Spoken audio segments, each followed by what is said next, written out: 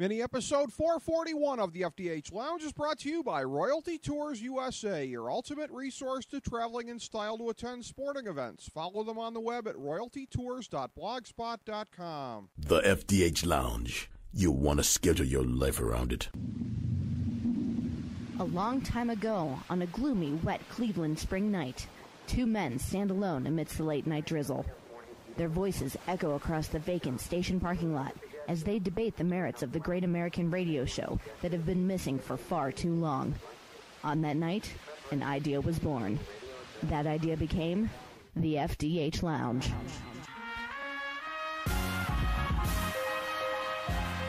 Welcome to the FDH Lounge. All right, everybody, welcome back to the FDH Lounge. At long last, it's Rick Morris and Kyle Ross coming at you again, talking the foosball.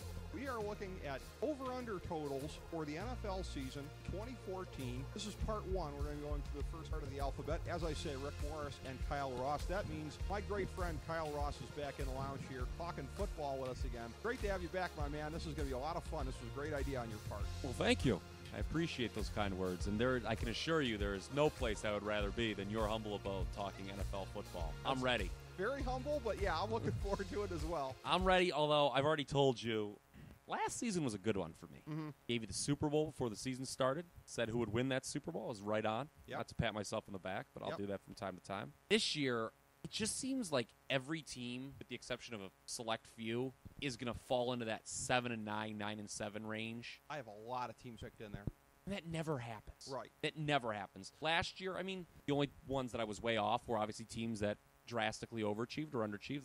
That's the way it works. But what we're going to do here in these next two parts is go, like you said, go through every team. We're going to look at the win total posted right now by Vegas, and we're going to say over or under. This will then give the listeners a decent framework when we reconvene next month and give our playoff picks. Yeah. You know, I like to wait. I like to watch a little bit of the preseason before I do that. It's too early to give playoff picks here in July. Yeah. But I don't think it's too early to get a good grasp here on how these teams are looking for the upcoming season when it comes to their win totals. You know, I have a decent idea. You know, I might adjust in the next month by one or so, but you know, there's 5 or 6. I know you said the same. That really jump out on me on this list, but regardless, we will either say over or under for every team. At least that's the plan. I'll probably say push on a bunch to upset you. Well, on some of these, I will say push, but then I'll still give a thing of either way. So those are ones that I'm really not standing by much at all, but I will at least give an opinion on those. So leading off here, I know what you said alphabetically. Arizona goes first, and the funny thing is, you and I did. They do start with A. Here. Yes, they do start with A. This just in. Yes.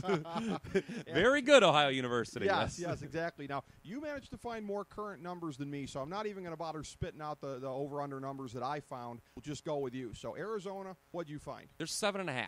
That's what I found too. Okay. There's 7.5, and predictably, the juice is on the over. Overs -160, unders +140. I say predictably because this was a 10-win team last year. Yep.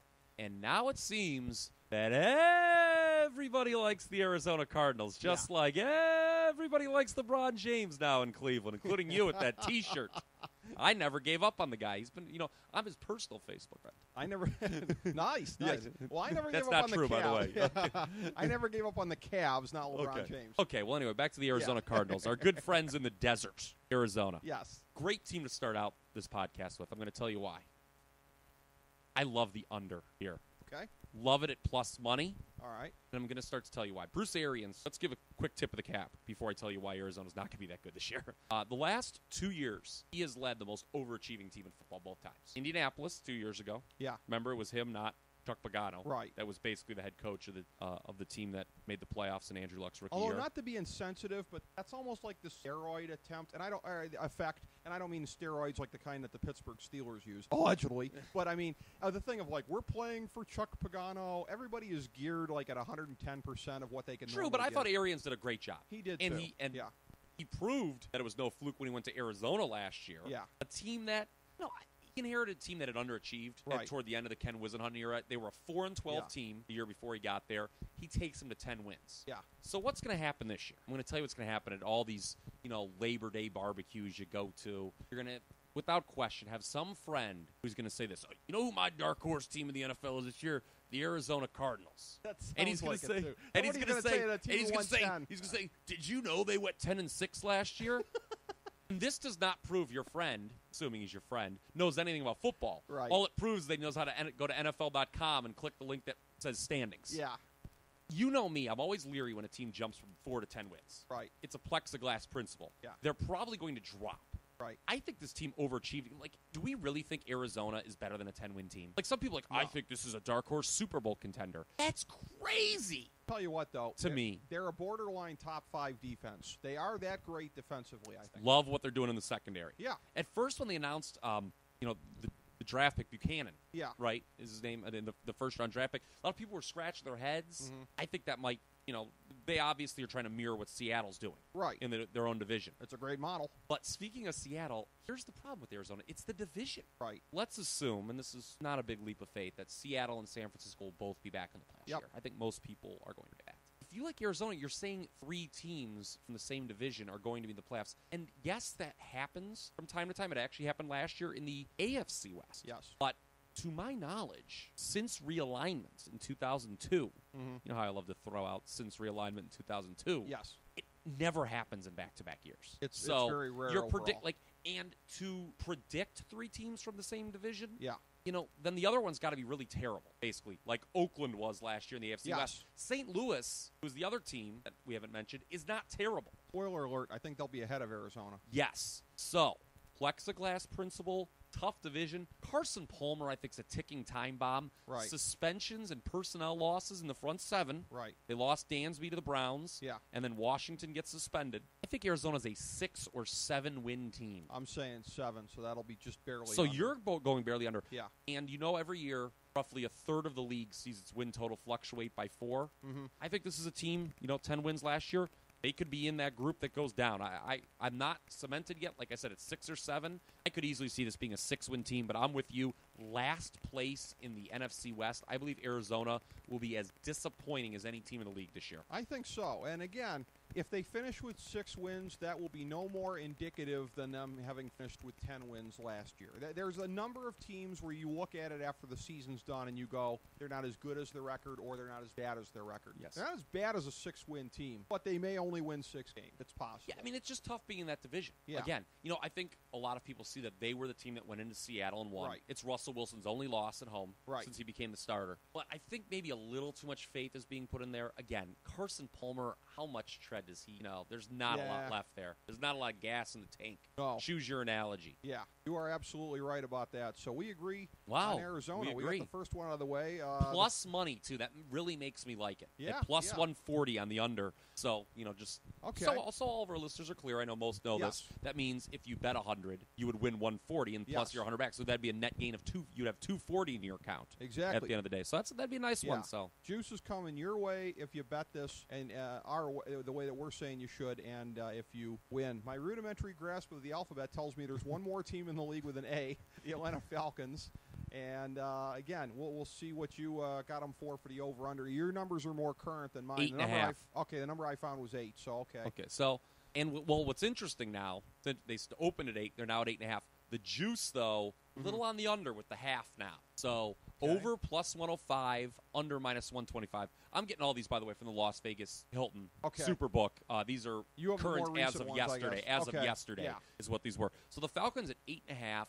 Over plus 105, under minus 125, just to be accurate. Okay. Our old friends in Atlanta, huh? The pavement of the NFL, as I love to call them. Yes. It all went wrong last year for the Falcons, didn't it? Yes. It went more wrong than we ever could have imagined, I would say. Injuries didn't help.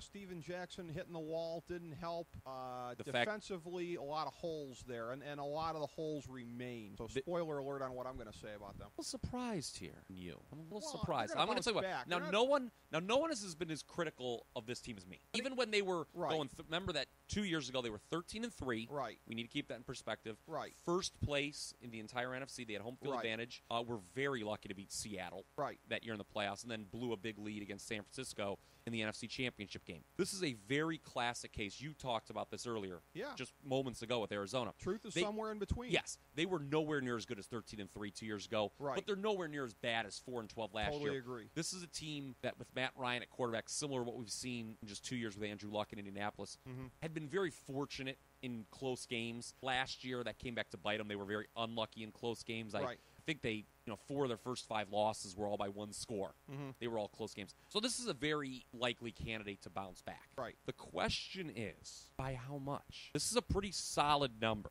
Mm-hmm. Now, they underachieved their Pythagorean record last year. You know how I love those Pythagorean records. That takes into account point differential. You do indeed. So they underachieved their Pythagorean win expectation by 1.6. This should have probably been, given their point differential, maybe a 6-10 team instead of 4-12. Okay. So really all the signs point to bouncing back. Right. They're going to be an 8 or 9 win team this year, I would say, and they will battle for the last wild card spot in the NFC. Okay. 8 wins won't cut it. 9 may not even cut it, to be honest with you. Right. May take 10 to make the playoffs in the NFC. Unless you're the NFC East division winner. Yes, More about but that later. you know what? That's on an island to itself. Yes, I think true.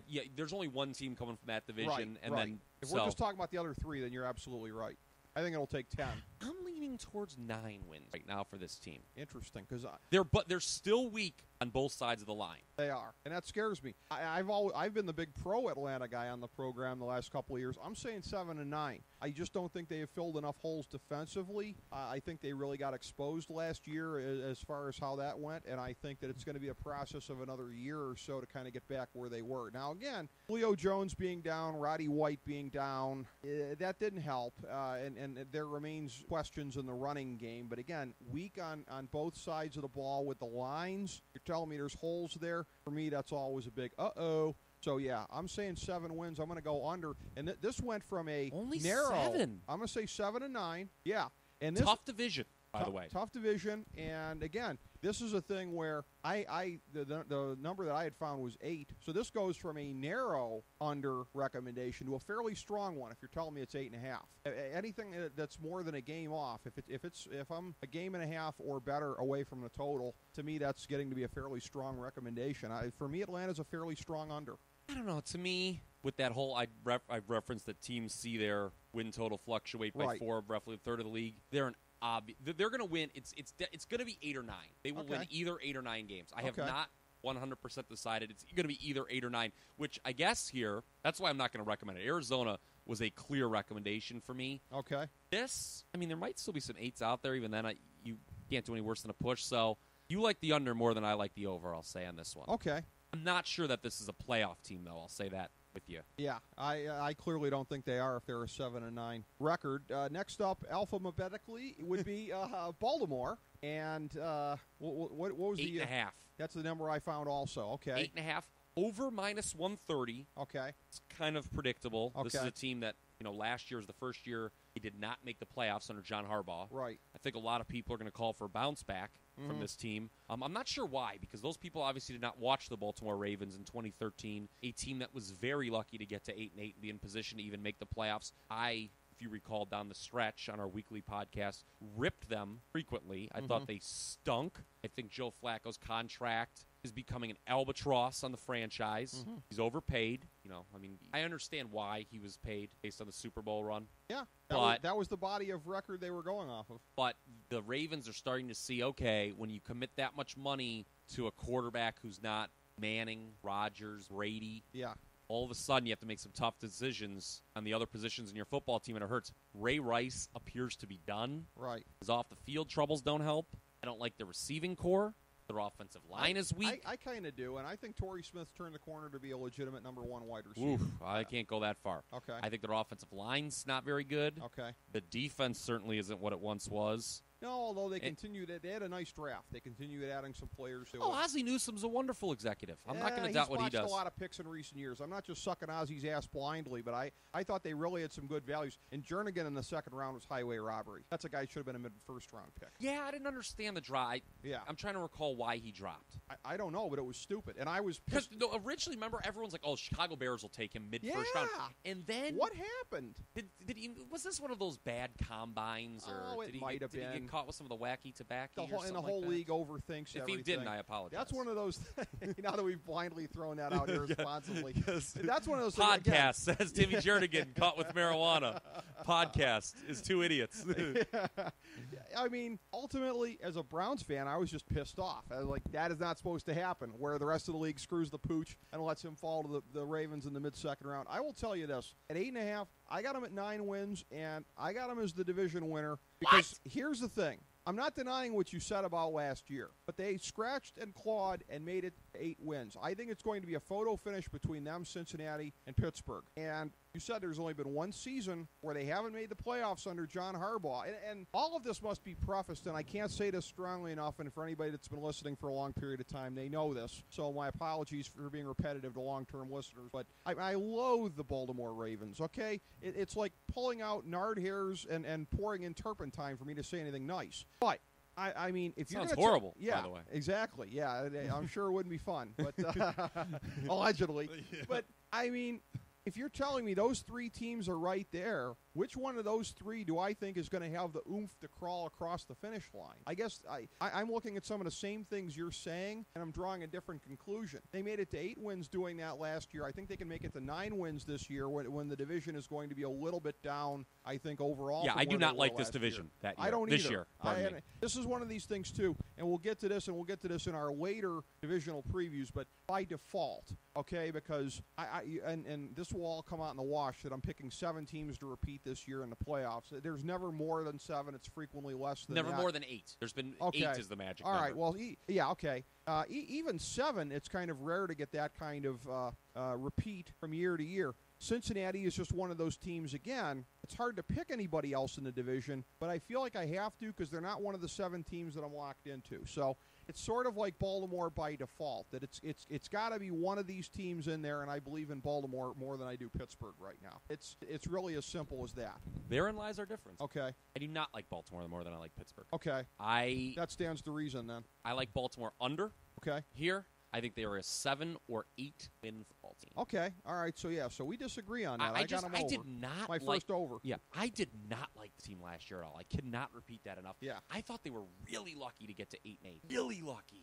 I just look at some of that and say, I think it's I'm just kind of a down year. Yeah, maybe, I mean, some years are just bad years for teams. And keep in mind too, I didn't really like them. 2 years ago, the year they won the Super Bowl. That's true. Remember they were 9-2. I was like, this is like the luckiest 9-2 team ever. Yeah. And then they regressed a little bit after I said that. I'm like, okay, here you go. The Ravens weren't that good. Yeah. And then all they did was go and win the Super Bowl in the playoffs, which run, no one saw coming. Right. Yeah. Least of all Peyton Manning. Here's the thing: had they not won the Super Bowl 2 years ago, would anyone like this team? Like, don't you think the old Baltimore Ravens? They would get credit for being at the dance and going deep into the playoffs repeatedly. I do think they would get credit for that. I hear what you're saying. A Super Bowl puts a different exclamation point on an era. Well, we actually had this talk on the show a few years ago because we did. In a little bit of a different context. We were talking about Baltimore, and I was talking about how much credit people gave them for being a perennial winner. And I said, wait a minute, they won the Super Bowl in 2000, but people lumped that in. Even when Harbaugh got to be the coach, people would lump that in, like the Baltimore Ravens year after year. I'm like, how many guys are still left from their Super Bowl team? So as far as perception, what that does, I agree with you completely, because they coasted off of that last Super Bowl when almost halfway through the John Harbaugh era as far as perception goes. So they'll still be milking this Super Bowl until about 2020. I agree with you. 2020? Probably. When does Joe Flacco's contract go to? Is it probably 2020? Okay, yeah. Probably beyond 2020. They should be so lucky. I agree with you on Flacco. I disagree with you on Torrey Smith. And because of that, because I think he does have a legitimate number one weapon, that also colors how I look at that offense. Bernard Pierce, while not 100% healthy going into training camp, I think will give them at least league average running back capabilities there. I think Flacco's going to bounce back somewhat from last year. I just think last year was the classic Super Bowl hangover, which usually goes to the Super Bowl loser and didn't. Last year it went to the Super Bowl winner all the way. No question about it. This team had the worst running game in the NFL last year. Not that it's a passing league now. Worse than the Browns? That yes, takes I think they did. Wow. I think the Ravens were worse at running the football. They were I cannot stress to you. Go back and look at Ray Rice. Oh yeah, it was like 3.3 yards per carry. How funny is that, by the way? You had two of the worst historical running games in the recent history of the league. They were probably the two worst. They were probably the two worst. In the same division. That's They amazing. were probably the two worst. Yeah. They were probably the two worst. It was not pretty in Seatown. We know that. But, all right, so we disagree on Baltimore as well. The early harmony fading already on the last two. We go now to Buffalo, which I know from off air the harmony will be fading here as well. This is one of the ones I feel the strongest on. I don't know what the most recent total is. 6.5. That's the number I had. I'm going over. I'm saying 8-8, and that they back into the playoffs as an 8-8 wild card team. Process of elimination in the AFC. I see the incredulous look on your face. Process of elimination. I think they're a decent team. It remains to be seen how much defensive continuity there's going to be from last year, but defensively they really had it going on. That's what helped get Mike Pettin the Browns job, that and most of the rest of the league passing on working for Joe Banner. But they did have a very good defense last year. E.J. Manuel should be back healthy this year. I love what Sammy Watkins is going to give them offensively, and I'm expecting a little bit more health out of C.J. Spiller. I'm expecting a better scenario all in all out there. Win one for Ralph Wilson, 8-8, and a mediocre wild card run. That's what we call winning one for Ralph Wilson. I agree that whoever gets the second wild card in the AFC is going to be probably pretty mediocre. Right. But the Bills have never even proven themselves to really be mediocre during this non-playoff run of theirs. The longest in the NFL, by the way. They have not participated in a playoff game since losing the Music City Miracle. No. It's pretty horrible. The forward pass, I was a sophomore in college. Well, in fairness, forward pass. Stop it. That was a cheat. No one is just grumpier. And when we're grumpy about the great plays, no one will just try to disparage the great plays. It's a forward pass, or what are some of the other things that you're always like, oh, that was just cheating, and I can't remember. Tuck rule. I know I wasn't big on the tuck rule either. Oh well, I agree with you there. All right, but anyway. But second year of Doug Marrone, though. I like Doug Marrone. Yeah. I'm not sure I like E.J. Manuel. Okay. I'm Kiko not sure Alonso like already out for the year, and it's July. That's true. That's not good. Yeah. But, he was one of those guys kind of a little bit. Overrated white. Yeah. I don't like – Public agrees with you. The John McDonald of their defense. Public agrees with you. The over here is minus 160. Okay. Under plus 140. I was just bemused at that over-under. It's like, why is everyone crapping on the Bills? This is a good number. Well, because they're never good. Have you looked at the AFC recently here? What was in their the record land of last the blind, the one-eyed man is king. 6-10, last place in the AFC East last year. Pretty typical finish for the Bills. In a year when they didn't have their quarterback for a good chunk of the way. That's true, and he was a rookie anyway. Yeah, rookie. Didn't have Sammy Watkins, which he will have this year. Yeah, and he should be pretty good. Yeah. I could see this being a 7-win team. Okay. I don't like this one. This is the first one I really don't like. Okay. Remember when I said that I would have frustrated you on this show and make you wonder why you have me on? So you're picking them for 6 wins? I'm going to pick them for 6.5. Yeah, you're going to for 6 wins and a tie. So it's a push. 6-9 and 1. Well, no, even then that would the tie would factor in there. If they were 6-9 and 1, that'd be an under. Yeah, I just don't like this, even though it's with the half. I don't know. I'll decide. I was with you initially. I know when we at the end of the season talked about what to look forward to in the AFC East. You and I both kind of thought that of the 3 ugly stepsisters for New England, Buffalo might be the best of that lot. You still agree? I don't know. I'm just not as... Them ugly stepsisters be pretty ugly. Here's the thing. Teams that kind of come out of nowhere in the NFL, when you talk about non-playoff teams that make the playoffs, they typically make a big jump. Yeah. And I don't see the Bills making that. You don't. I mean, you're only seeing them go from 6 to 8 and get in. Yeah. That's usually not the way it works. Okay. Usually it's like, Kansas City going from 2 to 11. I mean, I know that's huge. Or, a team going from 5 to 9 or 6 to 10. The Bills are not a 10 game. No. I don't, like you said, I like Marone. I like Manuel. This team, it seems that they've got an eye toward a progressive view of football. Hurry it up on the offensive ball. I just think the defense is going to suffer without Pettin. I don't know about Bills. Okay. 6 or 7 wins, definitely no playoffs. I will definitely disagree with you there. This will not be a playoff. Okay, going to disagree on that. All right, next up, the Carolina Panthers. Early number I found for them was 8, which if that's the number you found, okay. This is tough for me because I'm picking them for 8-8. So in looking at it here, I tried to factor in a number of different things when I was looking at teams if I picked them right on the number that I found. Part of that was what divisions they play. They play the NFC North. South Carolina. They play the pardon me. I misspoke. Yes. Yeah. In conference, they got the North, and then they got the AFC North. So AFC North, I could see them clawing their way through that pretty good. NFC North is going to be tough. Some issues. Although I'm picking them for 8-8, you put a gun to my head, I say take the under. I won't put a gun to your head. Okay. And you won't have to put one to mine. Okay. I am definitely like the under here. All right. I like this one a lot. And also, plus money? I mean, if this is, plus 130. You talk about teams that made the playoffs the previous year. Right. And what do we do? Every year at the start, we're like, okay, we try to identify which playoff teams from a year ago aren't coming back this year. Right. I had a hard time doing that this year. Yeah. This was one of 2 that immediately came to mind. This was harder for me than some. I still love that defense. That defense is for real. Not the secondary, though. They've got a great front 7. The secondary kind of was opportunistic last year. They lost some pieces. Right. The retirement of Jordan Gross does not help the offensive line. Right. The receiving core is horrible stinks. as always, yeah. And the running backs, we've talked about this before. How do they manage to suck as much as they do? On paper, that's a heck of a stable they have, and from year to year, they never do crap.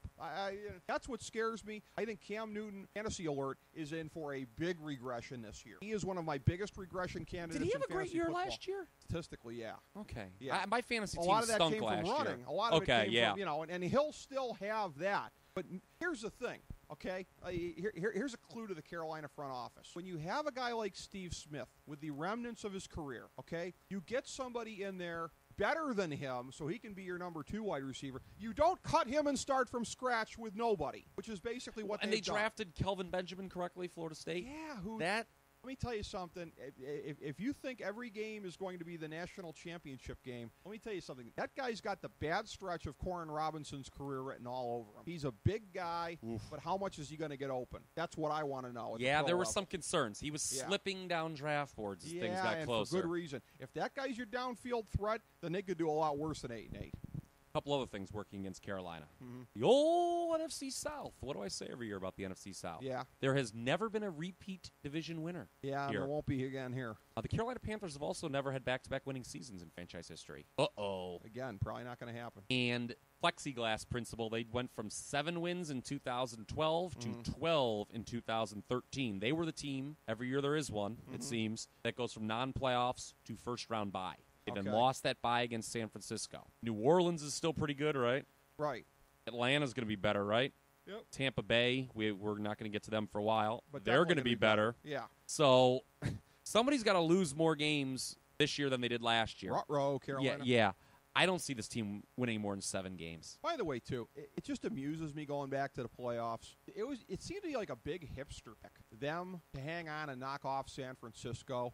Well, remember the number. San Francisco's got to travel cross country, I remember I was a little bit leery because you know how I love them home dogs. Right. And they were a home dog in a divisional round. You don't see that very often. And they, you know what? To their credit, and I'm glad you brought that up, Ron Rivera, God bless him, but he got conservative in nature in that game again, which is what got him into trouble early on in his tenure. Right. And, he adopted that whole Riverboat Ron philosophy. Right. We had talked about all the time beforehand that got this huge quarterback. Right. Why don't you go for it more on 4th and 1? Right. And so he started going for it more on 4th down, and, people were like, oh, Ron Rivera finally gets it. But was it that, or was it a guy who started 0-2 and all of a sudden was like, I desperately need to save my job? Yeah. Bold proclamation. This could be Ron Rivera's last year as head coach Carolina. I don't disagree. I know they did great last year, and that should mean something. They're going to regress big this year. It's going to probably look bad. When I say no more than 7 wins, and looking at the NFC, there's not a lot of teams that I'm picking to do really bad. Right. There's no team that I'm picking to do worse than 6 and 10 on paper. Carolina's a team, but we know that's going to be wrong. We know one team's going to implode and only going to win like 4 games. Right. Carolina's a team that could happen to, I think. Well, and the thing of it is, too, is that expectations here, it's sort of like the political spinning in campaigns going into a debate. We're debating against a guy who took on the entire Harvard faculty in debating. It's all about where the baseline of expectation is. And to say that it could be Ron Rivera's last year is quite insane, except for we've seen it before. Most recent thing that pops into my mind is the 2007-2008 Cleveland Browns. The Browns fluked their way to 10 wins. The next year, predictably, I try to tell people going into the season, like don't freak out if they don't win the Super Bowl, people. Browns fall apart in 2008, blow the whole thing out, hire Eric Mangini, which might be the very low point since they came back in 1999, and that's saying something, but it happens. It absolutely happens. People lose their freaking minds when you fail to build on something, no matter how fluky it might have been. Yeah, realize the NFL, it's an up-and-down league. And look, just to get I don't think there's a single decent starter in the secondary right now on this team. That might be their weakness. Now all the starters in the front 7 are very good. Oh, my God, that's a great front 7. Which can cover for a bad secondary. But this team also, remember that the big knock against Rivera and Newton was their record in close games. It was just awful. It was like, I think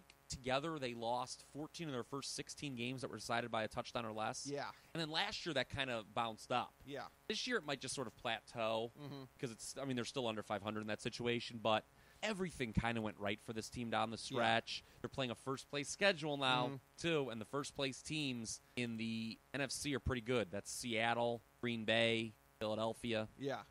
Yeah. That's going to work against them. Yeah. I'm saying 8 wins, but I'll take the under. I'm saying no more than 7 for this team. I like the under. On the next one here, even if I don't know what the exact 8.5 thing is, 8.5 for the Bears. All right, the number I'd found was 8. I'm still saying over. I'm going to say a game and a half over. I got the Bears at 10-6. I got them as a wild card. They're one of my strongest recommendations, either over or under in the entire league. Wow. Again, we're conditioned to first think defense when we think of the Bears. That's actually the weaker side of the ball. Yeah. No question about it right now. That defense is no better than middle of the pack, but that offense will be one of the best in the league. And I say that even as a guy that's not completely sold on Jay Cutler. But, I mean, if this isn't sort of ultimate optimal situation for a quarterback, 2 Pro Bowl caliber wide receivers out there, Matt Forte, who's one of the top 5 running backs in the league right now. Don't sleep on Kadeem Carey coming off the bench and making some things happen as well here. Yeah. Oh, what happened to him? He had like a slow 40 time or something, didn't he? It's another and people thing, didn't like too. Yeah. People just freaked out, lost their minds. I think the Bears are going to put a ton of points on the scoreboard. I think they're going to be breathing down Green Bay's neck all year long. I think those games are going to be epic.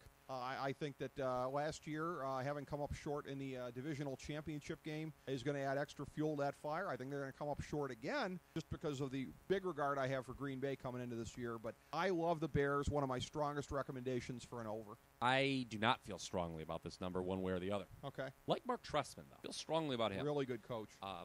Did I tell this story in the last podcast? I can't remember. When last time I visited Chicago, talked to a buddy out there, he agreed with me about when I was like, I just want to tell you that Mark Trestman is a much better coach than Mike Ditka ever was. And he said, I couldn't agree more. That was fighting words in them parts. No, he said, I couldn't agree more. Mike Really? Ditka, the most overrated coach of all time. I said, Wow. This is a man who knows his Chicago football. Yeah.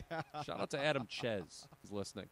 This number looks pretty good. I can see the Bears winning 8 or 9 games. Okay. The over is minus 150 right now, under plus 130, so bettors agreeing with you right now, Ricky. Yeah. What you said about Chicago being all offense and no defense really applies to the entire NFC North. Like, these games are going to be fun this year to watch. All NFC North, like, the old, insert Chris Berman cliche here, Norris division, black and blue. It ain't like that anymore. Well, the biggest exception to that rule is Minnesota, just because their offense is still highly questionable. True. But they have the most parity between sides of the ball of anybody I agree. in the division. But Chicago and Detroit are very similar to me, and I think are going to be battling it out for that last playoff spot in the NFC. Atlanta could be in that mix too. I liked, and we'll talk about them in a little bit. I like Detroit a little bit more than Chicago, just because I think Detroit underachieved more last year. They might have, yeah. And Detroit obviously had a big addition by subtraction. Oh, yeah. In my opinion. Yeah. I'm talking about I coaches. know you were not a big fan. Yeah.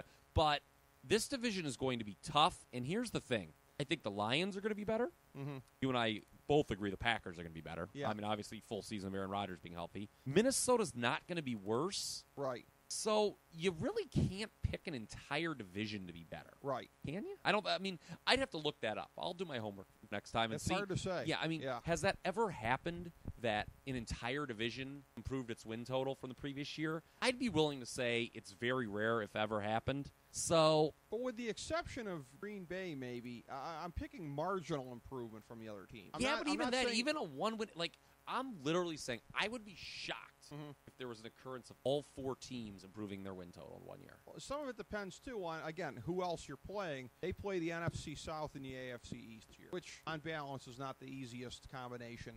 They're NFC South, AFC East? Yes. Yeah, the East, you get New England. The other 3 are true. beatable. Yeah, they'll pick through the rest of the East. You're right about that. And the South? Carolina, Atlanta, and Tampa Bay are still works in progress. Yeah, but they're pretty even.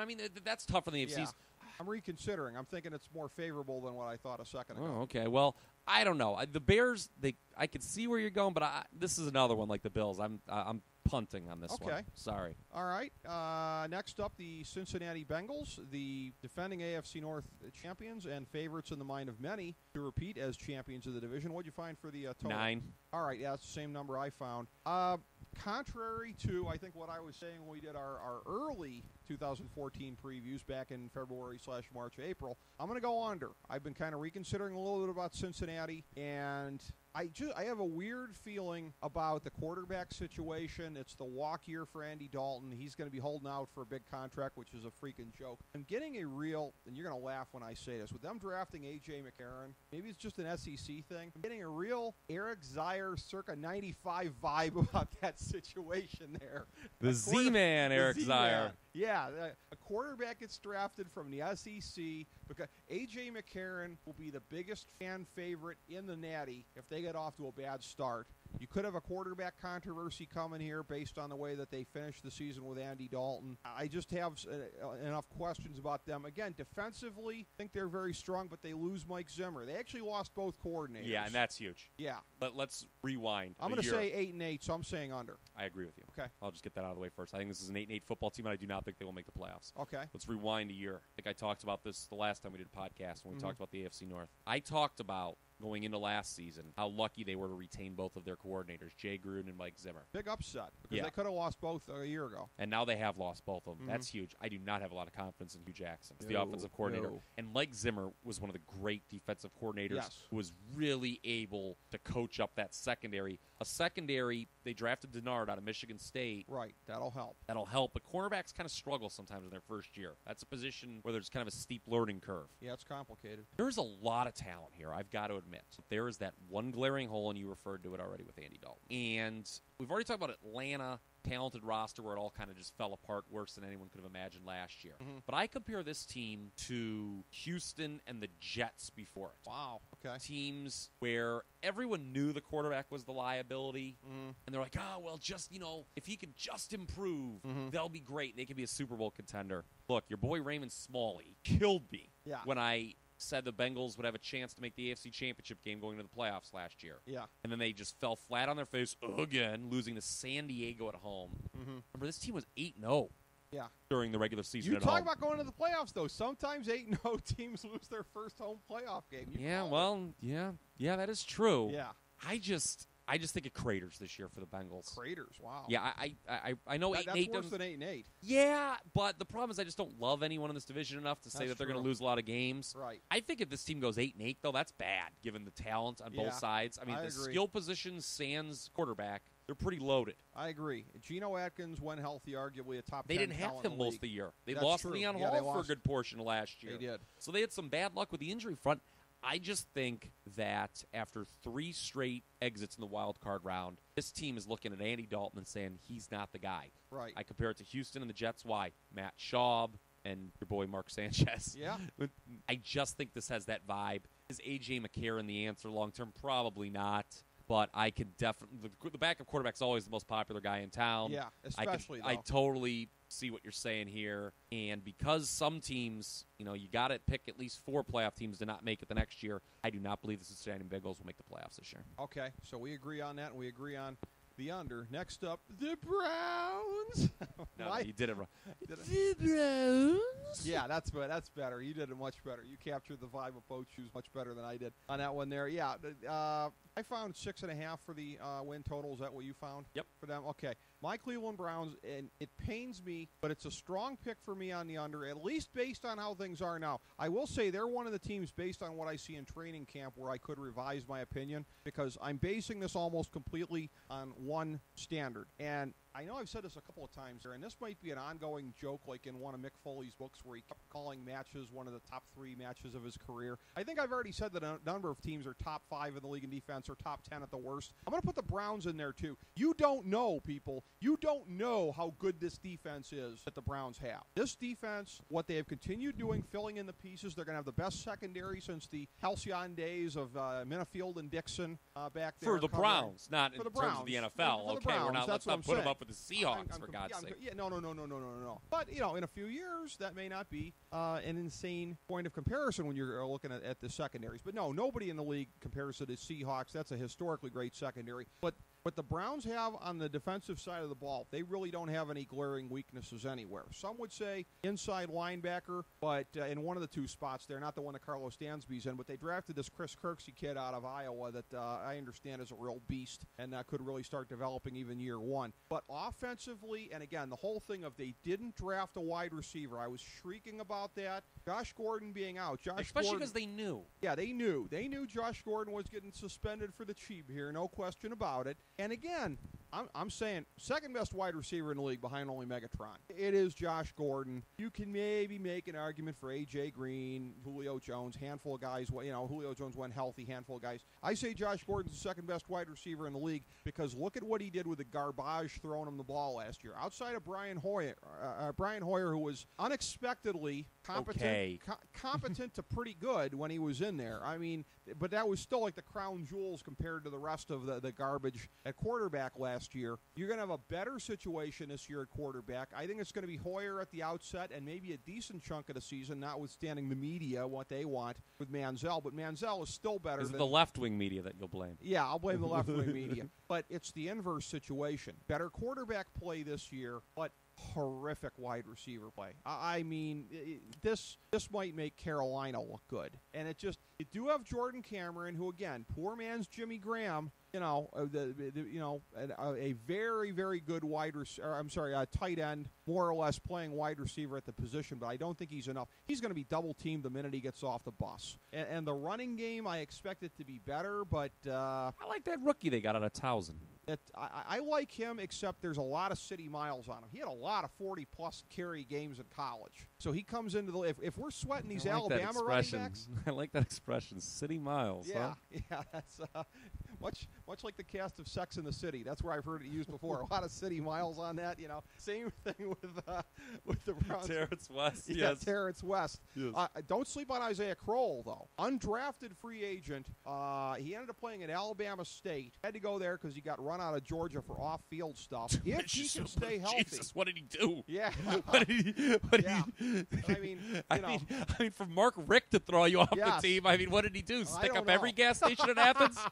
But I'm telling you, man, arguably the best free agent running back this team has had since the glory days of Ben Gay. I'm calling it right now. And speaking of Ben Tate, they brought in Ben too. Tate, yeah. All right, but the wide receivers, that's what scares me. That's why I'm saying 5-11 right now. We'll see what happens in preseason, and I may revise my expectation up. Kyle, right now, the wide receivers scare the piss out of me. No question. They got Hawkins from the Bengals, who would be a nice number 3, I guess. Everybody they have are slot guys, Kyle. You have to play somebody at the X and the Z. Yeah, Jason Jones is telling me on Facebook, our senior editor at FDH, what about all these guys? I'm like, Jason, they're all slot guys. You can't win with just slot guys. Miles Austin, does he have a lot of city miles on him?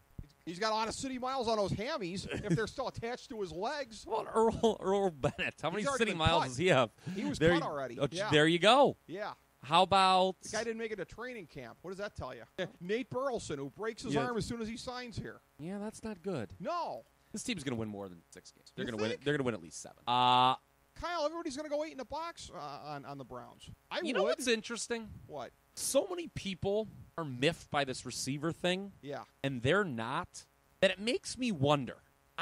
I'll say this. Had Gordon not been suspended, I would have picked big things from this team. This division's ripe for the picking.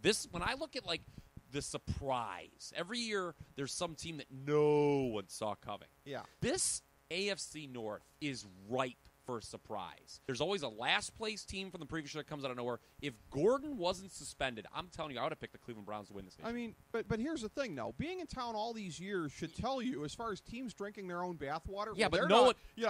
Eric Mangini thought he had a historically great draft in 2009. The Browns thought they had great quarterbacking last year going into the season. Kyle, don't go by. They're not alarmed. Come on. I've never liked the Cleveland Browns. You know that about me. Right. I really liked their draft. I like the Aside new coach. From the wide receiver I really like the new coach. Right. Much better than what they've had previously, I can already tell you. I don't want to hear about Rob Chudzinski deserved more. Got screwed. No, he didn't. Rob Chudzinski stinks. Don't be like knuckle-dragging Browns fan who only likes Mike Pettin because he's got a shaved head and he looks intense. Don't be that guy. I don't. You know why I don't like Rob Chudzinski? Because they lost 7 games in a row at the end of the year. That's inexcusable in the NFL. Every coach who has a 7-game losing streak gets 86, whether it's that year or the next. 4 words, Brandon Weeden, Jason Campbell. 2 more. Don't care. You can't lose 7 games in a row in the NFL. It's not advisable. No, it isn't. No, it isn't. I think the GM situation's better. Jimmy Haslam, I think, brings a strong sense of ethics and fair play to the organization. That could have been a spit take if I was drinking anything. Has certainly, well, I mean, he does not face prosecution. The man hasn't been charged with a crime, so he's okay. I like the Browns over. I think they're a 7 or 8 win team. So this is the one that you and I disagree by a lot. Okay. So, all right, so I think they're disagree. a 7 or 8 win team, and I think we'll reconvene again in a month. Okay. I think this team could challenge for a playoff spot. Okay. All right. Next up, we have alphabetically here Dallas. And how about them Cowboys? Yeah. Well, America's quintessential 8-8 team. And guess what the number is? Is it 8? Yep. Ooh, tough call for me because I'm saying 8-8 again. Yeah, 3 straight years 8-8. Okay. For how about them Cowboys? 4. But here's the thing. Not real hard for me on the tiebreaker because AFC South they play. That's very forgiving. Yep. NFC West. Not forgiving. They may go 0-4 against them. I'm saying 8-8, but they're way more likely to be 7-9 than 9-7. Take the under. I like where your head's at. Some people hate this team coming in.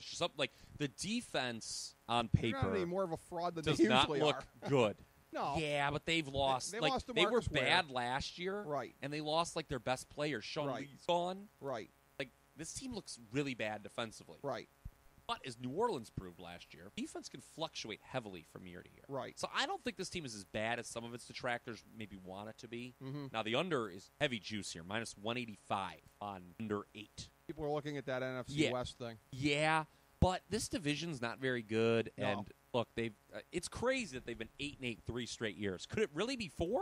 Could be 4. Here's the thing that's even crazier. I don't pick them to win the division, but 8-8 I think will win the division. 8-8 could win this division. Yes. Now, I joked when we did kind of our exit podcast on the season last year, I might just pick all 4 NFC East teams this upcoming year to go 8-8 and just pick one to get a tiebreaker. Spoiler alert, I have one at 7-9 and the rest 8-8. I can really see that happening. I love what you said about they're more likely to go 7-9 than 9-7. Yes. I agree with that, but still, I'm going to punt on this situation. I don't like that. I would never want to lay, $1.85 juice on under. Well, speaking of Tony Romo, back. I'm a Romo supporter. Yeah. Back injury, age 34, though. That's kind of scary. Yeah. I like that they didn't draft Johnny Manziel, though. Drafting Zach Martin was a very unusual, sound Cowboys draft pick for a team that really has never mastered the draft. The Cowboys were getting a lot of bouquets, a lot of compliments in the draft, and they were all based on, this is a very un-Jerry Jones-like draft. They're doing a great job. Yes. And it was a safe choice. It was good. I think their offensive line is going to be very good this year. Yeah. I think offense. We talk about the NFC North teams. Mm-hmm. Cowboys, I think, could be really good on the offensive side of the ball. The defense, that's the question mark. They better outscore everybody. Yeah. I mean, if the defense can can progress to average, they could steal that division. Yes.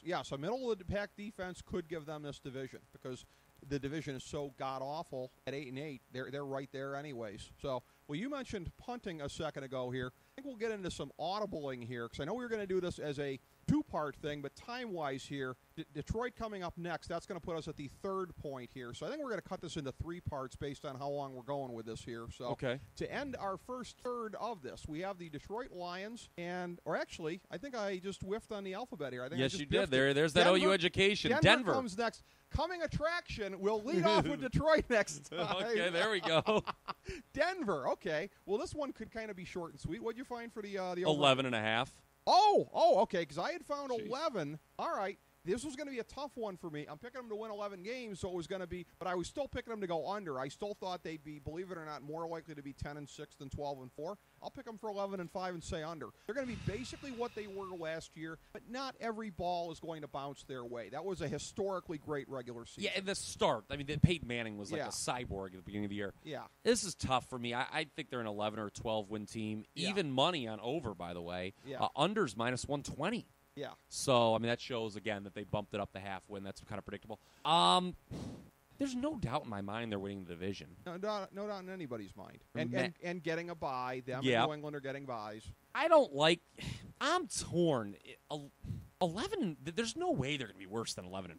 Well, here's the thing. There is no way they're worse than 11-5. Other divisions they play, and again, they do play the NFC West. NFC West, AFC East. So that's New England, San Francisco, and Seattle all on the schedule then. Yeah, and here's the thing, too. I think they probably dump one to either St. Louis or Arizona. So Yeah, I don't know about that. Where are the games at? Let's look at the schedule. Here we go. That's the easy way for to do this. So let's act like some real true pros here and just like click on something here. Denver. Arizona with that secondary and that defense. I mean, if Arizona defensively is even a slightly poor man's Seattle, we saw the real deal in the Super Bowl, and it wasn't pretty. Yeah, but it all depends on the schedule. Let's take a look at Denver's schedule here. All right. This is loading here. All right. Denver's by the way, did you know that they lost the Super Bowl 43-8? This just in, yeah.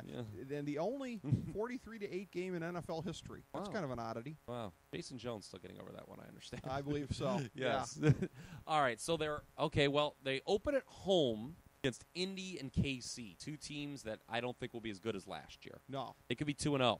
Then go at Seattle. We all know how that went the last time. Well, obviously won't be as bad. That's not even a primetime game. That shows you how much NBC wanted it. They were like, thanks, but no thanks, buddy. I think that's a 4:25 Fox game. CBS. Or CBS. Yes. And then they have an early bye week, Denver. That does Peyton Manning no favors. That's true. Then they get Arizona off the bye at home, though, so that matchup all of a sudden doesn't look helps. as difficult. At the Jets. The Jets stink. Spoiler alert. Yeah. San Francisco's they get San Francisco at home. Well, and the Jets will be out for blood because that is a rematch of the 98 AFC Championship game. So there is that. Yes. I'm sure that will weigh heavily on Rex Ryan and the coaching staff's mind. This is not a hard schedule that Denver has. Look, every year, like, somebody's got to win 12. If there's a team that's going to win 12 games in the AFC, yes, it would be Denver. More likely than anybody else. I would go, if you put a gun to my head, I would say over on this. Really? Yeah. Okay. And you generally don't like to go over the high numbers. Yeah. I just, other than, but they're going to be favored in almost every game with the exception of at Seattle. Okay. They should be favored in every other game. And Peyton Manning just goes like 12-4 every year.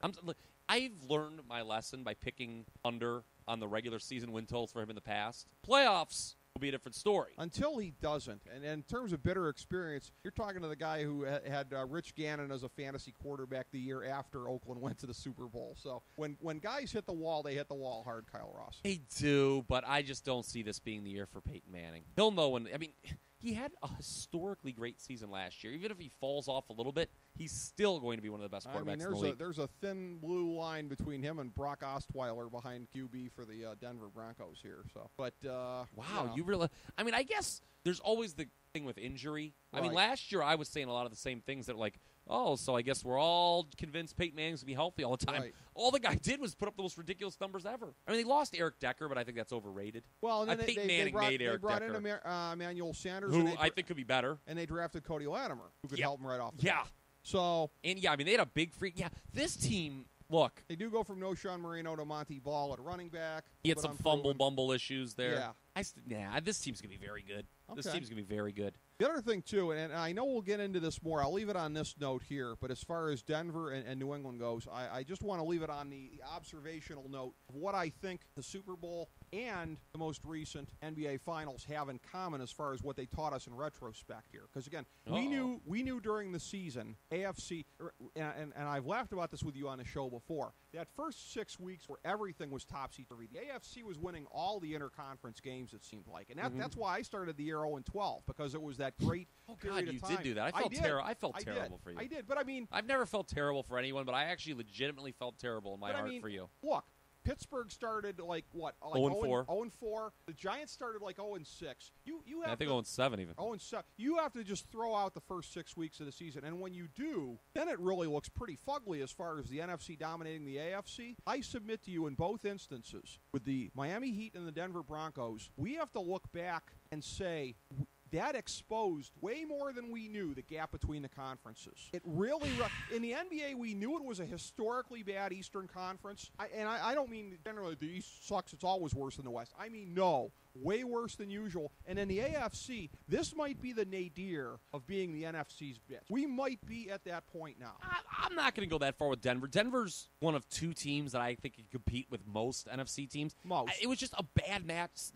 Obviously, they don't match up well with Seattle. We talked about that a lot in the Super Bowl podcast. Sure. San Francisco, they don't match up with them so well either, although the Seahawks are much better in the secondary. Right. And that was the difference maker. We said that the whole key with Denver is we're going to have 4 guys run the routes, and you can't stop all 4 of them. Right. Well, Seattle's like, guess what? Yes, we can. Yeah. And that screwed Denver up. Right. But other than Seattle and maybe San Francisco, Denver could beat any team in the NFC.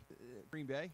They're no better than a push with Green Bay, right? Oh, I like Denver better. Really? Yeah. Okay. I All like right. Denver better than Green Bay. Well, here's the thing, though. You would also take Miami over, as they were constituted, I say happily, over most teams in the Western Conference. Yeah, you wouldn't take them over San Antonio. Don't think you would have taken them over the Clippers necessarily. No, or Oklahoma or City. Oklahoma City. Oklahoma City doesn't have much depth either, so maybe then. But one team doesn't necessarily prove that. I'm just saying that the way that the team got disposed of by the best team from the other conference, I think is indicative in both instances of a Grand Canyon, as it were, between the conferences in both football and basketball. That was my observation. I mean, if your point is the NFC is a lot better than the AFC, I'm not going to disagree with that. But I just It is. But that, like, we might be at the point now. Maybe it gets a little better this year because the pendulum swings both ways. We might be at the point where the pendulum almost is ready to start swinging back because I'm just saying I don't know if it can get a lot more extreme than it is now. The NFC is just killing the. We're going to have teams that we pick in the NFC that are 1 or 2 teams, maybe 3 teams. They're better than whoever the slug is that gets the 6th position in the AFC. I'll say this. You're probably going to need 10 wins to make the playoffs in the NFC. Yeah. You might only need 8 in the AFC. I agree with that. Yeah, and I think that's what Denver is kind of indicative of here. So, all right. So we ended on that note. And, again, folks, we pick up with Detroit as we start again here, looking at the next 10 teams and the win totals for next year. As we bring the show to a close, we would like to extend our deepest gratitude to NBC, CBS, ABC, Fox, all Clear Channel affiliates, TNT, TBS, USA, UPN, Deadspin.com, YouTube.com, YTMND.com, MySpace.com, various blogs, Fox News, CNN, CNBC, MSNBC, IamBoard.com, Billboard.com, Google.com, ESPN, ESPN2, ESPN News, ESPN Classic, NBA TV, NFL Network, Sports Time Ohio, Athlon Magazine, Comedy Central, Cartoon Network, The Boomerang Channel, QVC, BET, The Spice Channel, Steno Notebooks, Manwich, Papermate Office Supplies, Waitresses, Strippers, Bartenders, Garbage Men, Janitors, Microwave Popcorn, the writers of The Office, Scrubs, Entourage, My Name is Earl, Oz, Metalocalypse and the Boondocks, Aquafina, and The Periodic Table of Elements.